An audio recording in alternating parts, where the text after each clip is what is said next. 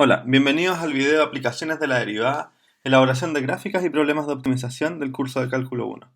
En este video aprenderemos cómo usar la información que nos entrega el estudio de funciones que hemos hecho hasta ahora para poder elaborar una gráfica sin la ayuda de un software. Con lo aprendido en los videos anteriores, debería ser factible realizar una gráfica sin la ayuda de un software. Para esto tomemos como ejemplo la función f de x igual a raíz de x. El dominio de la función es cero infinito, pues raíz no admite argumentos negativos, pero sí incluye a cero. La función es continua en todo el dominio y por lo tanto no tiene asíntotas verticales. La función tiene una única raíz en x igual 0.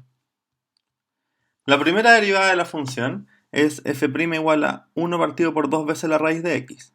Esta es una función positiva, por lo tanto f es creciente en todo el dominio. Más aún, nunca vale 0, por lo que no hay puntos estacionarios. Se indefine en x igual 0, por lo tanto ahí hay un candidato extremo. De hecho, a la derecha de 0 la función es creciente, por lo que estamos en la presencia de un mínimo local y global. Además, la segunda derivada de la función es menos 3 cuartos por 1 dividido en x elevado a 3 medios. X elevado a 3 medios, dado que x es positivo, es siempre positivo. Por lo tanto, la segunda derivada es siempre negativa. Eso quiere decir que la función es cóncava hacia abajo y más aún no hay puntos de inflexión, pues la segunda derivada está definida en todo el dominio, excepto en 0. Con todo lo anterior podemos esbozar la gráfica de y igual f de x. Como ven aquí tenemos en el punto A el único mínimo local y global, la función es creciente y cóncava hacia abajo, sin asíntotas verticales, como dijimos en las láminas anteriores. ¿Cómo esbozamos ahora la gráfica de la función raíz de x por x menos 5 al cuadrado dividido en 4? El dominio de la función vuelve a ser 0 infinito porque tenemos una raíz aquí. La función x menos 5 al cuadrado tiene dominio en todos los reales, pues es un polinomio, pero esta raíz me obliga a restringir el dominio a solamente los positivos. La función es continua en todo su dominio, por lo tanto tampoco tiene asíntotas verticales. La primera derivada de la función viene dada por 5 veces x menos 1, x menos 5, dividido por 8 veces raíz de x, por lo que hay dos puntos estacionarios, x igual 1 y x igual 5, y hay un punto singular en x igual 0. Además tenemos el extremo del intervalo que es x igual a 0. La función es creciente en 0, 1, pues la primera derivada es positiva y luego entre 1 y 5 la derivada es negativa. Si ustedes se fijan bien, en esta fracción el denominador nunca cambia de signo, siempre es positivo. Por lo tanto, el signo de la primera derivada viene dado absolutamente por la función cuadrática que tiene en el numerador. Y como vemos claramente ahí, esa función cuadrática que está en el numerador es una función que tiene dos raíces, en 1 y en 5, y está enfocada hacia arriba. Por lo tanto, esa función cuadrática será negativa entre 1 y 5 y positiva fuera del intervalo 1, 5. En este caso en particular, no está definida para los menores que 0, por lo tanto, de 0 a 1 esa función es positiva, de 1 a 5 esa función es negativa, y de 5 a infinito vuelve a ser positiva, por lo tanto, de 5 a infinito también es creciente. Usando lo anterior, en 0 hay un mínimo local, en 1 hay un máximo local, y en 5 hay un mínimo local. Pasemos a mirar la segunda derivada. La segunda derivada de la función es 5 veces 3x cuadrado menos 6x menos 5 dividido por 16 veces x elevado a 3 medios, que solo tiene una raíz en el intervalo 0 infinito, dada por x igual a 1 más 2 tercios raíz de 6. La segunda derivada es negativa a la izquierda de este punto y positiva a la derecha en el intervalo 0 infinito. Por lo tanto, este es un punto de inflexión de la gráfica. Además, podemos confirmar con el criterio de la segunda derivada que en x igual 1 hay un máximo local, pues la segunda derivada es negativa en ese punto. Y en x igual a 5 hay un mínimo local, pues la segunda derivada es positiva en ese punto. La segunda derivada de la función, como ya vimos, es 5 veces 3x cuadrado menos 6x menos 5 dividido por 16x elevado a 3 medios. Es negativa en el intervalo 0, 1 más 2 tercios raíz de 6, y por lo tanto en dicho intervalo la función es cóncava. A su vez, en el intervalo 1 más 2 tercios raíz de 6 infinito, la función segunda derivada es positiva, por lo tanto la gráfica de la función y igual f de x es convexa.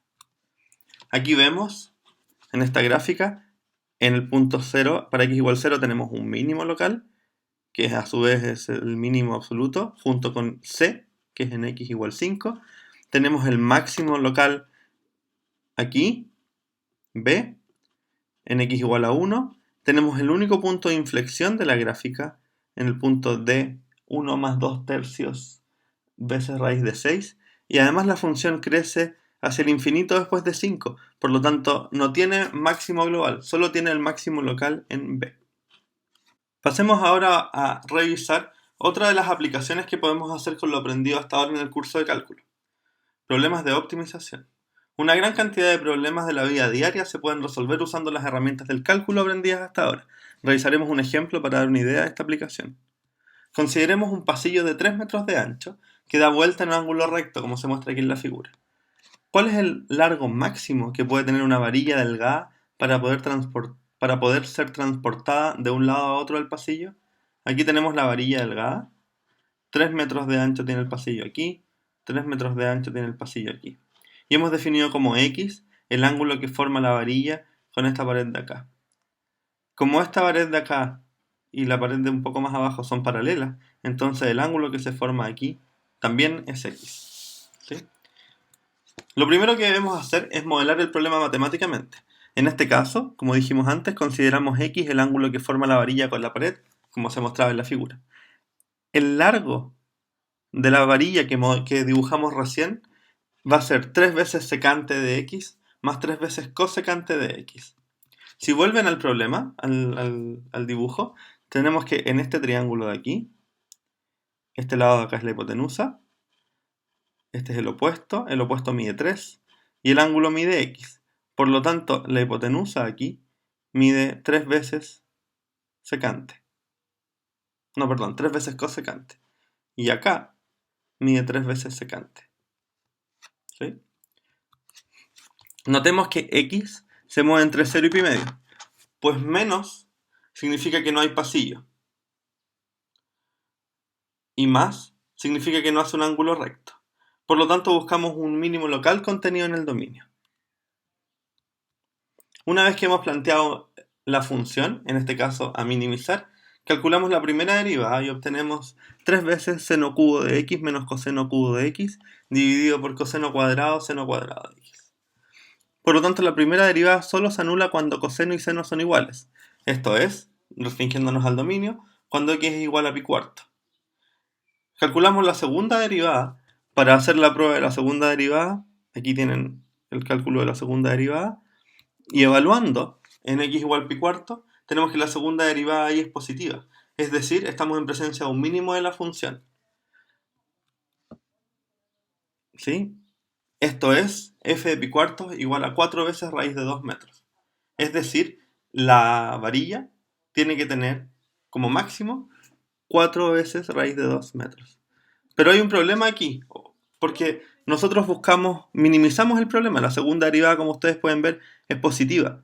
Nosotros establecimos una hipótesis al momento de modelar el problema, que es que la varilla está tocando los 3 puntos de contacto que tiene. Un extremo en una pared, en el medio, en el vértice donde da vuelta el pasillo, y al final en la otra pared. Y por lo tanto, en realidad, buscamos la varilla más corta que no da vuelta a la esquina. ¿Sí? Por lo tanto, lo que hicimos fue modelarlo de esa manera, pero al mismo tiempo encontramos la varilla más larga que sí da vuelta. ¿De acuerdo? Por lo tanto, en este caso resolvimos un problema de maximización como una minimización, pero hay que tener claro cómo se modela el problema para no confundirse. Para resolver un problema de optimización en general, los pasos a seguir son los siguientes. Primero, haga un dibujo del problema y asigne variables idóneas para las cantidades importantes. Segundo, escribe una fórmula para la función objetivo f que se maximizará o minimizará en términos de la variable del paso anterior. Tercero, si tiene más de una variable, use la información del problema para eliminar todas menos una de las variables y luego exprese f como una función de esa única variable. Cuarto, determine el dominio del problema. 5. Determine los puntos críticos del problema, incluyendo puntos fronterizos, singulares y estacionarios. Sexto, use criterios de primera y segunda derivada para determinar máximos y o mínimos de la función. Séptimo, cuide las unidades y responda a la pregunta planteada en el problema. Eso es todo por este video. Que tengan un buen día.